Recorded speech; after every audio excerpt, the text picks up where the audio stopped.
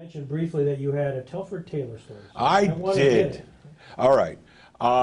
Telford Taylor, is people who participate in this great institution probably know, was Robert Jackson's deputy chief prosecutor at the Nuremberg trials and took over for him. Telford had an illustrious career. He ran for governor of New York at one point. He was a leading lawyer. He taught at Columbia for years and years and years at the law school. And when I got to Cardozo Law, Yeshiva's law school, the school had just opened. I was the 4th graduating class, maybe 5th. And they were trying to get whatever faculty they could to give them a reputation. And they hired Telford. They didn't make him leave Columbia. He got to stay at Columbia as well. But he was the shining light of the Cardozo faculty. He was in his 90s, I believe, at the time. Sharp as a tack. And he gave 2 courses, and I've been trying leading up to this to remember what the first one was, and I can't. But the second one was called Constitutional Jurisprudence.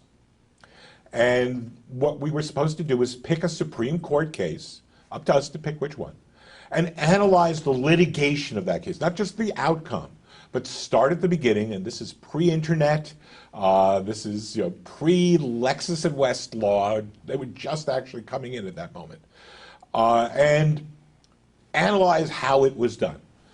I, being me, chose Pacifica, FCC versus Pacifica, 1978. I had been at Columbia when it was decided. I was doing a radio show called The Laugh Track, which was a radio comedy show. I used to play 7 Dirty Words. Nobody ever complained, thankfully. And once the ruling came out and I was aware of it, I had to stop. And a lot of other things became much harder to play. Hated this decision, still do. Because I still have a radio comedy show now on WRFI, Watkins Glen, Ithaca. And I can't play things there either. So I chose Pacifica. And I went through and I analyzed all the litigation in it. And I will plug here, as I plugged last night, if you really want to know about that, you can find that paper that I wrote for Telford Taylor in 1982 on my website, courtjesterlegal.com. There's a click through there. You can read the background of how Pacifica screwed it up from the very beginning in so many ways. But we had to write this paper, but we also had to do an oral presentation. And so I had brought my cassette recorder, because that's how far back this goes, with a copy of Carlin's 7 Dirty Words in, and I played some of it, and I was being a bit of a wise ass. I figure the 93-year-old is going to be a little edgy about having this language in his classroom, but he can't tell me not to. It's part of the case. So I play some of that, and then I get to my presentation. And I had gone back and forth, and I decided I would recite the 7 Dirty Words.